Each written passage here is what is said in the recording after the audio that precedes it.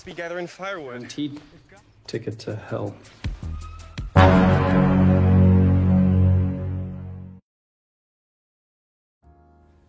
Cerita dimulai dengan memperlihatkan sepasang remaja dari komunitas gereja sedang mengobrak-abrik serambi lempit di sebuah tenda tengah hutan.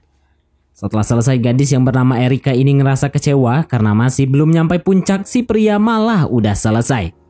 Nggak selang berapa lama terasa tenda mereka bergerak. I don't feel any hellfire running down.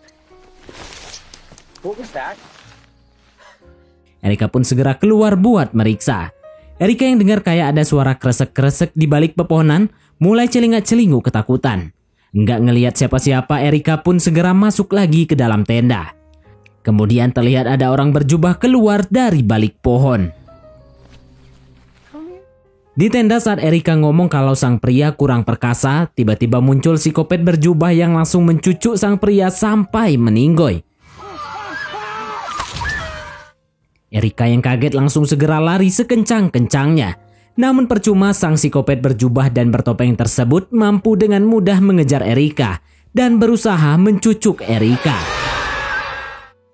Beberapa hari sebelumnya, tepat pagi hari di sebuah gereja, terlihat seorang gadis bernama Ami sedang mengikuti peribadahan bersama ayahnya.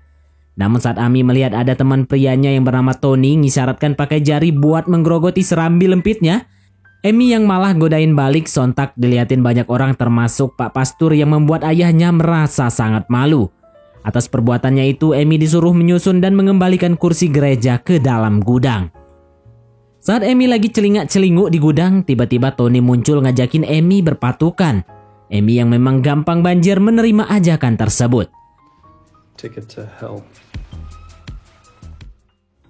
Namun sial lagi seru-serunya seorang tukang bersih-bersih muncul menonton kelakuan mereka berdua. Alhasil, Emi dan ayahnya disuruh menghadap pastor untuk dinasehati. Ayah Emi yang bernama Brian ini terus meminta maaf pada bapak pastor atas kelakuan Emi yang memang setelah ditinggal meninggoy ibunya, Emi sering berperilaku agak aneh. Bapak pastor pun menyarankan agar Brian memasukkan Emi ke sebuah asrama penyembuhan bikinan kakak beradik salah satu anggota dari komunitas gereja, yang khusus menyembuhkan para remaja belum dewasa dari kebiasaan bercocok tanam karena mudah basah untuk gadis dan mudah keras untuk para prianya. Emi pun memohon pada ayahnya agar enggak ditaruh di tempat itu. Namun Brian yang ngerasa kalau itu adalah jalan satu-satunya agar Emi bisa sembuh, mutusin buat tetap naruh Emi di tempat itu. Esok harinya sambil terus lihat foto ibunya yang ada di HP, Emi diantar ayahnya menuju asrama penyembuhan rekomendasi dari bapak pastor.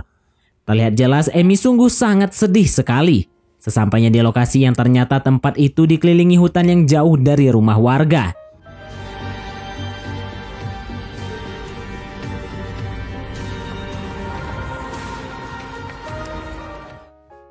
Emi disambut dua orang pemilik tempat tersebut yang merupakan kakak beradik bernama Tini dan Eugene. Nggak lupa sebelum masuk asrama, Tini dan Eugene ngedoain Emi terlebih dahulu agar segera diberikan kesembuhan. Lalu mereka segera masuk ke asrama. Di dalam lingkungan asrama, Tini dan Eugene mulai menjelaskan tentang hal positif dan menyenangkan yang akan Emi dapatkan selama tinggal di tempat itu. Tini ngasih tahu Emi kalau di sini kamar gadis dan kamar pria berada di gedung yang berbeda. Yang gadis di gedung sebelah kanan dan yang pria ada di gedung sebelah kiri. Eugene dan Tini pun ngejelasin kalau jam 6 pagi sampai jam 7 malam, mereka akan terus ngawasin penghuni asrama agar enggak melanggar peraturan. Dan pada jam 7 malam sampai pagi mereka akan mengunci gedung pria dan gadis agar enggak bisa keluar berkeliaran. Mendengar Emi aman, Brian pun merasa sangat senang. Enggak selang berapa lama, Emi yang lihat-lihat salah satu penghuni asrama pria yang sangat tampan bernama Daniel muncul. Sontak membuat Emi langsung terpana tak berkedip sekaligus kebanjiran.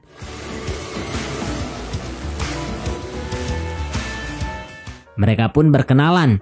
Brian pun yang ngelihat anaknya udah banjir banget mulai ngerasa khawatir lagi. The boys were asking about a campfire tonight.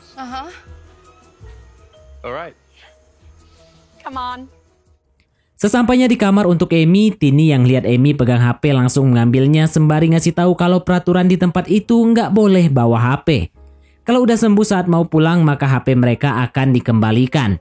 Emi yang kesal sama ayahnya karena ngerasa dibuang, bilang kalau ia hanya butuh bisa lihat almarhum ibunya di HP itu.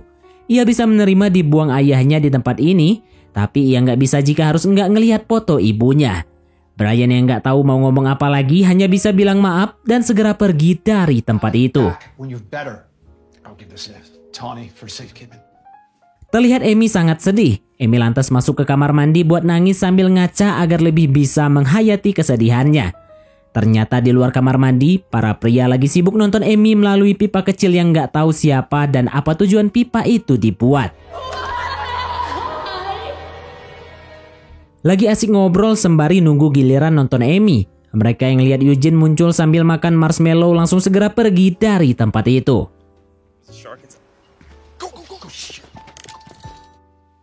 Siang harinya saat sesi terapi dilakukan, Tini mulai membaca ayat di sebuah Alkitab yang isinya tentang larangan mengobrak-abrik serambi lempit sebelum menikah.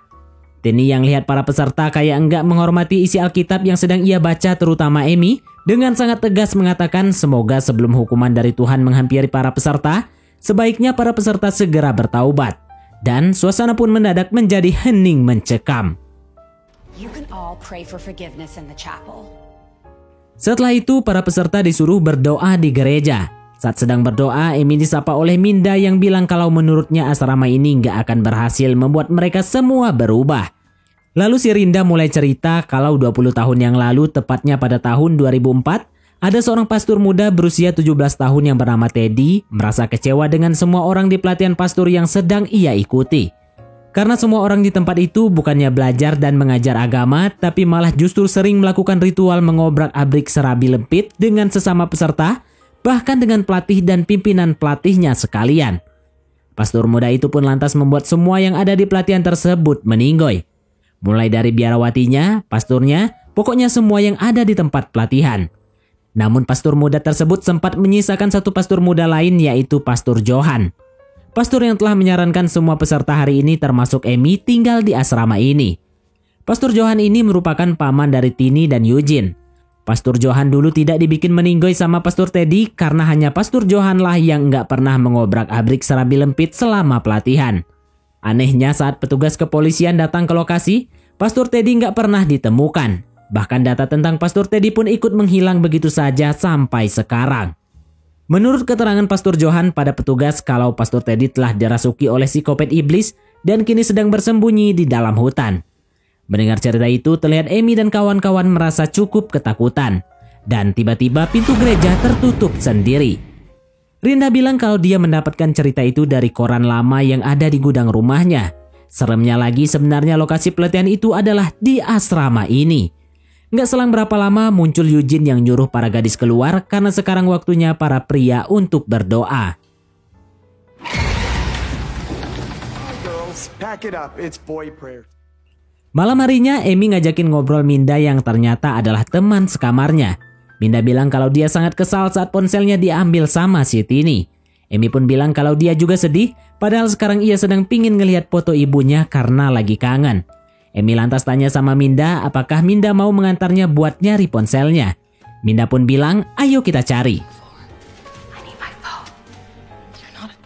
Setelah nyari di ruang kerja Tini tapi nggak dapat, Amy lantas mengajak Minda keluar dari asrama buat nyari di asrama pria. Tepatnya di ruangan kerja Eugene. Terlihat ternyata Amy sudah mengakali pintu asrama pakai permen karet agar walau udah dikunci, mereka masih bisa membukanya. Belum juga sampai di asrama pria, mereka berdua malah mendengar suara orang sedang bergenjorotan dari sebuah kabin kecil antara asrama pria dan wanita. Langsung segera memeriksanya. Dan alangkah terkejutnya mereka, ternyata yang lagi bercocok tanam adalah Tini dan Eugene. Di momen ini nggak sengaja Amy jatuhin kayu kecil. Beruntung mereka sudah sempat pergi saat Tini keluar memeriksanya. Tini yang mengira mungkin saja itu adalah perbuatan tupai kembali ngelanjutin cocok tanamnya. Sesampainya mereka berdua di hutan, mereka kembali terkejut karena ngelihat teman mereka yaitu Teni lagi asik berpatukan dengan salah satu penghuni asrama pria yang bernama Santo. Minda yang melihat Amy mulai berekspresi banjir saat ngelihat kejadian tersebut. Minda pun segera lari. Sedangkan Amy masih lanjut melihatnya. Setelah selesai terlihat Teni yang belum sampai puncak tapi Santo udah nggak sanggup lagi. Dengan wajah kecewa sambil pergi, ia bilang kalau Santo adalah pria noob. Setelah Tenny pergi, Santo yang ngerasa malu dengan dirinya sendiri, tiba-tiba didatangi psikopat berjubah pakai topeng, langsung menyereset Santo sampai meninggoy dalam keadaan terbelah.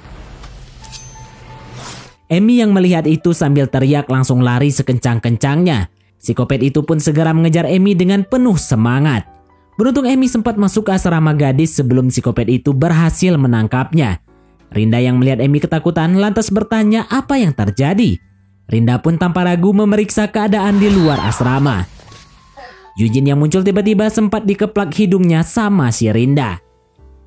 Karena pelanggaran sudah keluar asrama jam istirahat, Amy mulai ditanya-tanya sama Eugene dan Tini.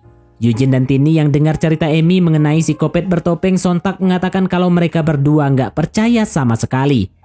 Amy pun bilang kalau dia punya saksi yaitu Tenny.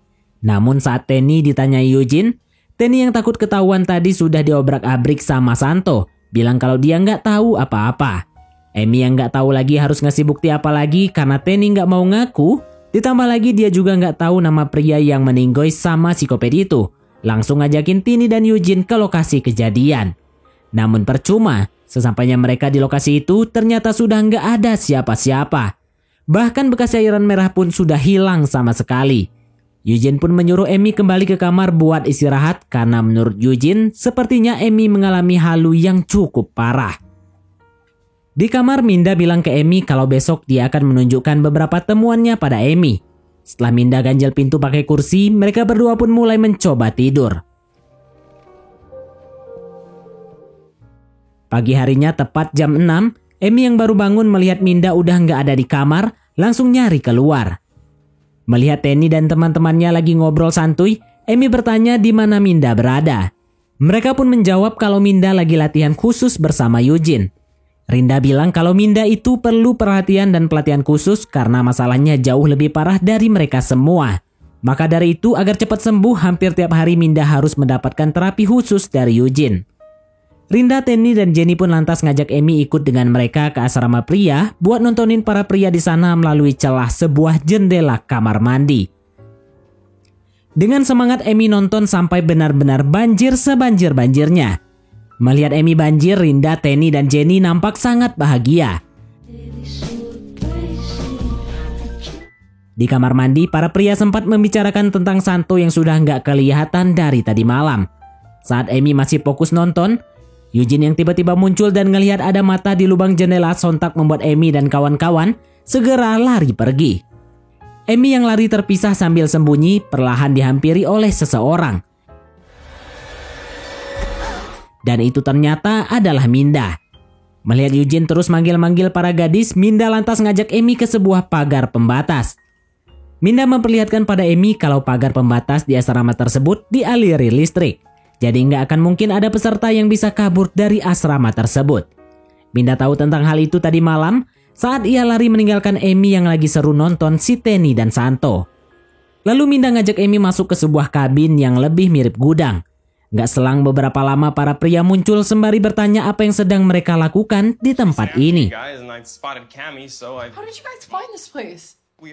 Amy lantas bercerita kalau tadi malam ia melihat salah satu peserta pria meninggoy sama psikopat bertopeng. Daniel dan teman-temannya yang kurang percaya mengatakan kalau semenjak semalam Santo nggak kelihatan. Tapi nggak mungkin ada psikopat di tempat penyembuhan yang resmi akreditasi pemerintah seperti ini. Namun saat Amy tanya kalau memang Santo masih hidup, lalu kemana dia pergi? Sedangkan pagar di asrama ini tak bisa dilewati.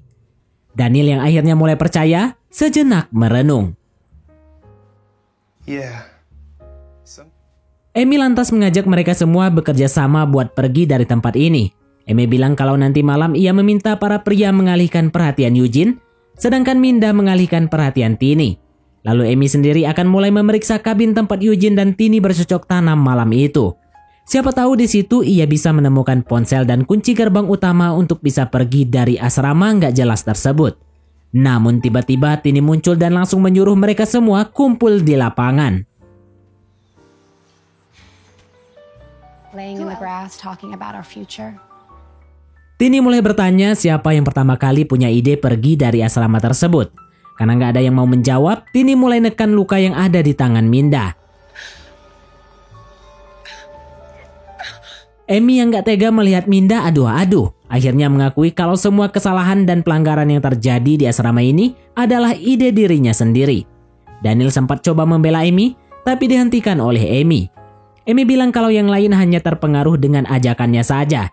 Bahkan ia punya niat yang belum terlaksana, yaitu ngajakin semua pria dan semua para gadis di tempat itu untuk bercocok tanam jagung bersama-sama.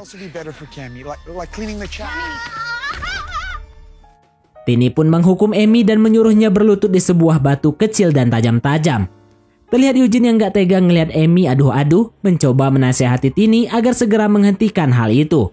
Namun Tini bilang kalau Eugene sekarang harus nyuruh dan ngawasin Daniel dan kawan-kawan serta Minda untuk membersihkan gereja sampai malam.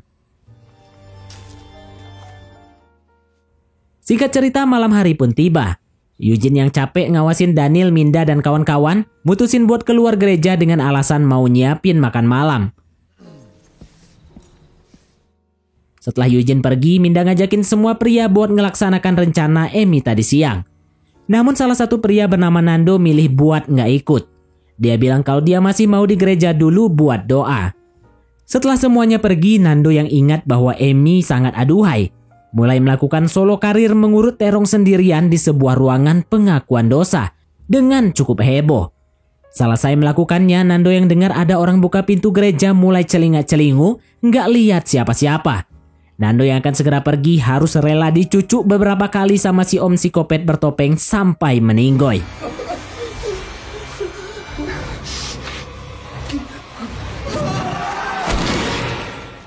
Di sisi lain, Amy yang sudah mulai puyeng karena kelelahan, mulai halu ngelihat banyak psikopat bertopeng mengelilinginya. Di momen ini juga Amy sempat halu ngelihat ibunya datang memeluknya.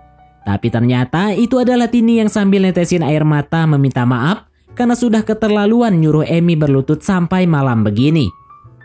Di ruangan yang ada di gereja terlihat si Didi akan melakukan ritual mengobrak-abrik serambi lempit dengan si Rinda. Terlihat saat Didi dan Rinda sedang seru-serunya, sang psikopat bertopeng sudah bersiap-siap menghampiri mereka berdua. Setelah selesai dan Rinda udah pergi, Didi yang mau pergi juga malah disereset sama si psikopat bertopeng. Didi pun segera lari bersembunyi, namun itu sia-sia.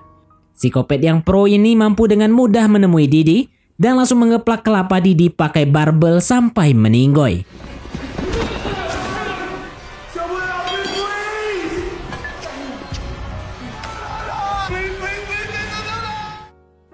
Pagi harinya, Amy yang baru bangun tidur mutusin buat berkeliling. Di sini ia yang lihat Daniel sedang berolahraga kembali merasa banjir sebanjir-banjirnya. Lagi asik-asiknya ngayal, Amy yang dengar Eugene datang langsung segera pergi. Sesampainya Amy di tempat Didi meninggoy, Amy yang lihat kondisi jenazah Didi amburadul nggak beraturan merasa sangat ketakutan. Amy pun lantas mengumpulkan semua penghuni asrama untuk mempercayai ucapannya mengenai psikopat bertopeng. Setelah mereka semua percaya, mereka pun memiliki teori yang sama bahwa bisa jadi psikopat bertopeng itu adalah Eugene dan Tini. Karena kan gak mungkin ada orang lain selain mereka di tempat ini. Nggak selang beberapa lama, Tini dan Eugene muncul sembari mengatakan kalau Didi meninggoy murni karena insiden, bukan karena kelakuan psikopat atau orang lain. Murni karena kelakuan Didi itu sendiri saat sedang olahraga. Amy bertanya atas meninggoynya Didi, kenapa mereka masih dilarang pulang atau minimal menelpon orang tua mereka sekarang juga. Tini dan Eugene bilang kalau orang tua mereka sudah dihubungi dan akan segera datang besok pagi. Artinya besok mereka sudah boleh pulang. Tapi untuk hari ini, sesuai peraturan mereka harus tetap berada di asrama dan melakukan kegiatan seperti biasa. Rinda yang pura-pura sedih bilang ke Tini apakah ia boleh ngobrol berdua saja. Tini pun segera ngajak Rinda ke ruangan lain. Amy juga bilang ke Eugene kalau dia butuh nasihat agar bisa nenangin diri. Eugene pun segera ngajak Amy ikut dengannya ke ruangan lain. Di ruangan Eugene, saat Eugene lagi fokus nasihatin Amy, terlihat diam-diam Amy berusaha mengambil kunci dari Eugene. Namun belum juga berhasil, tiba-tiba terdengar suara teriakan yang membuat mereka berdua segera menuju ke tempat suara itu berasal. Terlihat Jenny yang sedang megangin Minda sambil menghunuskan peso. Saat Eugene lagi berusaha nenangin Jenny, Amy langsung mengambil kunci dari Eugene. Dan bersama dengan Daniel mereka lari pergi dari ruangan itu. Eugene yang bingung dengan situasi ini, milih fokus nenangin Jenny karena Jenny bawa peso. Sesampainya di kabin tempat Eugene dan Tini malam itu bercocok tanam jagung, Amy dan Daniel segera masuk ke dalam. Melihat ada telepon, mereka berdua mencobanya, tapi gagal karena telepon itu ternyata cuma hiasan saja. Mereka pun lanjut nyari HP mereka di tempat itu. Namun sialnya, ternyata HP mereka itu sudah dimusnahkan oleh Tini dan Eugene di tempat perapian. Amy terlihat sangat sedih karena ia nggak akan bisa lagi melihat foto ibunya setelah ini.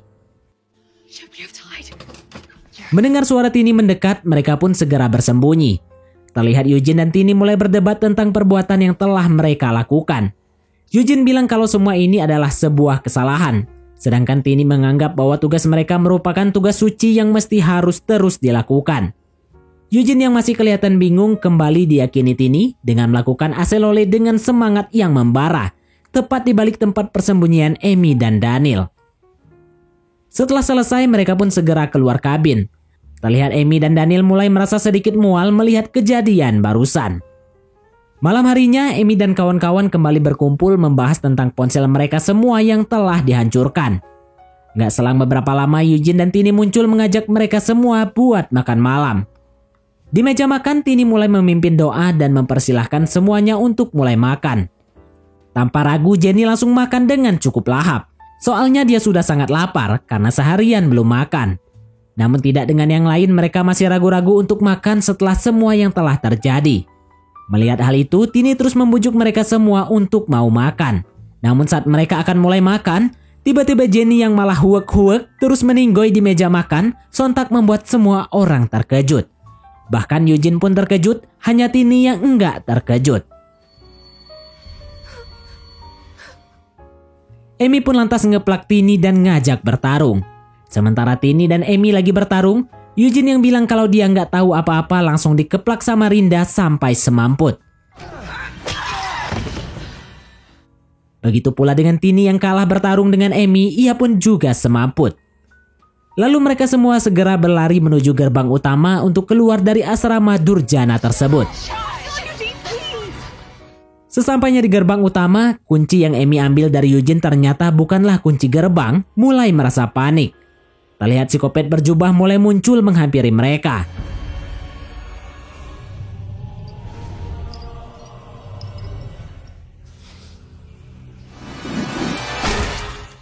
Melihat Tini yang meninggoy karena psikopat membuat mereka semua segera lari berpencar. Di tempat persembunyian Amy dan Minda, Dani muncul bilang kalau dia kehilangan Rinda. Nggak selang beberapa lama, tiba-tiba selepet Dani kecucuk tombak sampai meninggoy. Amy dan Minda yang ketakutan segera kembali berlari. Sesampainya mereka di kabin yang mirip gudang ini, mereka berdua mutusin buat menanam jagung di lahan basahnya sebentar agar bisa lebih tenang dan enggak terlalu merasa panik. Setelah selesai, psikopat bertopeng yang tiba-tiba muncul langsung mencucuk Minda. Sedangkan Amy malah jatuh ke ruangan bawah tanah. Psikopat itu pun segera menutup ruang bawah tanah tersebut.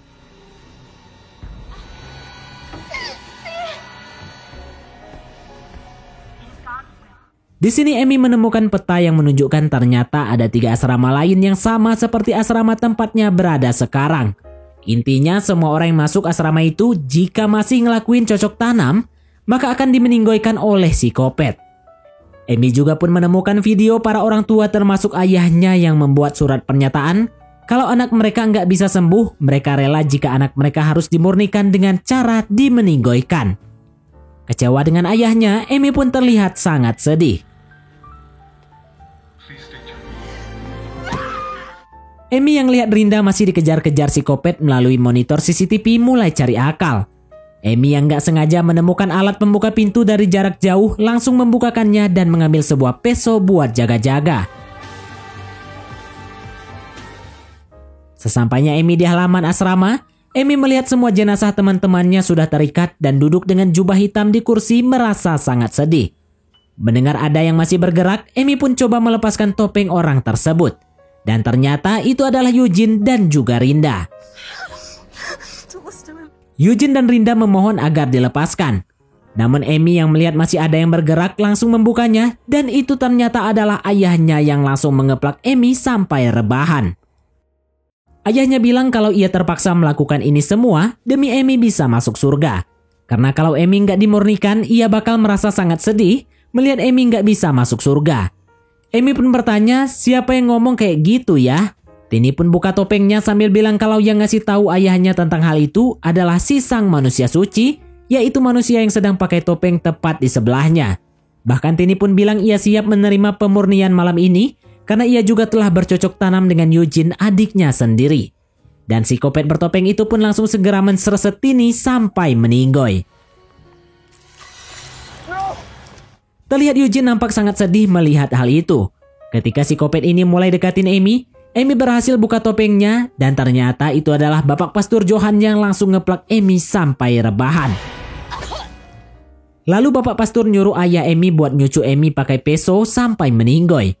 Namun ayah Amy nggak tega jika harus mencucu Amy, malah melakukan bundir sampai meninggoy. Your daughter's soul to be saved.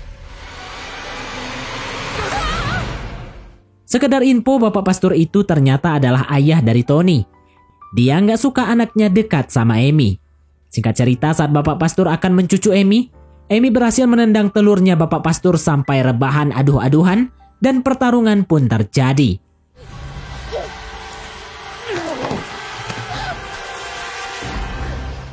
Eugene yang berhasil terlepas langsung menghampiri jenazah Tini. Bapak Pastor yang berhasil mojokin Amy tiba-tiba dicucuk punggungnya sama Minda yang ternyata masih hidup. Amy yang melihat Bapak Pastor lagi aduh-aduh sambil ngomelin Minda langsung disikat sama Amy sampai meninggoy. Sinner of them all.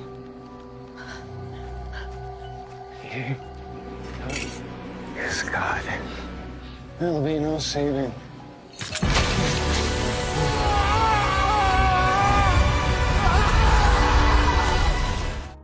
Setelah itu, terlihat Erika yang tadi di awal kisah sedang dikejar psikopat bertopeng.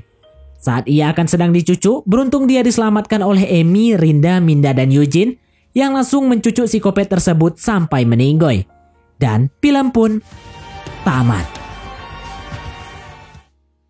Jadi ternyata Erika ini adalah penghuni asrama lain yang ada di hutan tersebut.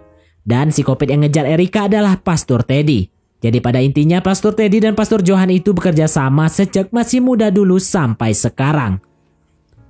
Oke, baiklah, mungkin sampai di sini saja teman-teman untuk alur cerita film kita kali ini. Terima kasih buat teman-teman yang telah mengikuti alur cerita film ini sampai selesai. Sekian dari Mimin, sampai jumpa di konten berikutnya.